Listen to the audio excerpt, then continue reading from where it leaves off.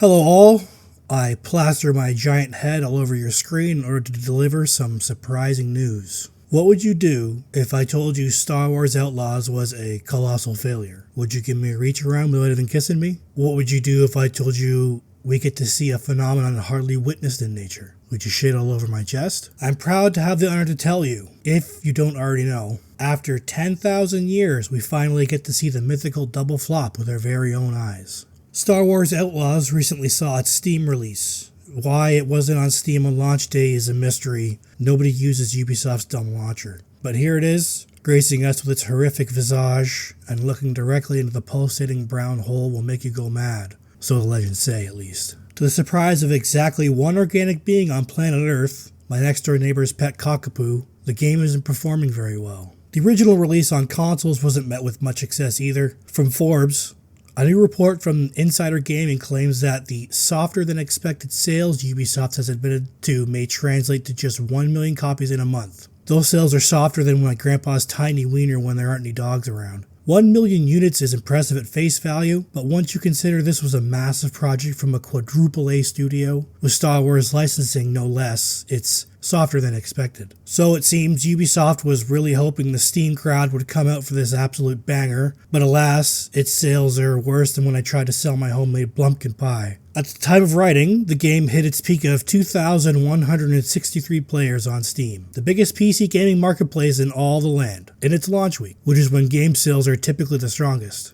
Ubisoft even marked down the game 25% to get a few more bites, but the game's reputation precedes it apparently, and people just aren't interested. Ubisoft also released a juicy patch upon the game's Steam debut, fixing a lot of stuff that should have just been there when the game first came out. Kano holsters a two-handed weapon in more situations, such as when climbing, grappling, or using the speeder. The main character usually just drops secondary weapons at her feet when facing the almost insurmountable of obstacles, a ladder.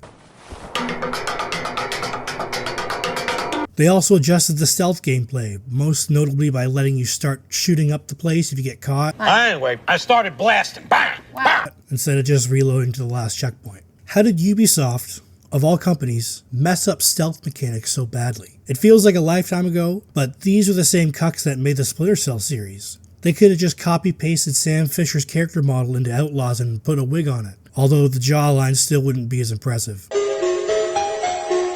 They make Assassin's Creed, a game series that, at least at the beginning, was focused entirely on stealth and taking out targets without anybody even knowing you were there. That series was really good up until maybe Odyssey, with them falling very firmly into a cut-and-paste formula of leveling up and passive skill trees and gear with meaningless stats where the only thing that matters is the number go up. Again, they almost entirely removed stealth mechanics from Assassin's Creed, making it way easier and more enjoyable to just bum rush your targets, massacring entire swaths of people like a raging berserker, rather than what used to be stealthy, strategic, almost surgical removal of your target, which is what made characters like Ezio feel so badass. The Rainbow Six series, while not strictly stealth games, have the bones of great stealth gameplay. Same with Far Cry. Not exactly a stealth game series, but getting in and out of outposts without a soul even hearing your ass cheeks clap together felt pretty good if you wanted to play stealthy. Colonel, I'm trying to sneak around, but I'm dummy thick,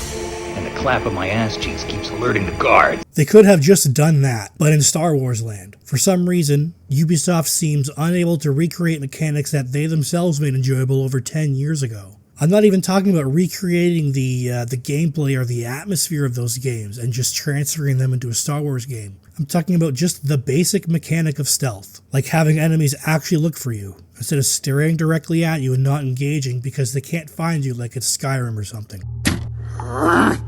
Who's there? I guess it was just my imagination.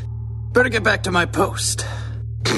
It was a joke years ago that Ubisoft was just making games that were like tower climber simulators. They've fallen into a formula that's grown just as stale as the outpost climbing was by the time Far Cry 5 came out. And they can't even nail that, with the free money that usually comes with pairing your product with a Star Wars license. This all seems so obvious to me and so many others, but for some reason they just can't get it. Ubislop is my new favorite colloquialism for bad game. Despite my negativity, I really am holding out hope for Shadows. The gameplay they showed recently doesn't look too bad, but let's hope we get an actual game out of Ubisoft this time, and not even more generic Ubislop like Star Wars Outlaws. But I'm not holding my breath. If you somehow made it this far, please consider taking that like button thumb and putting it up my butt, and taking that subscribe button and shoving it down my throat.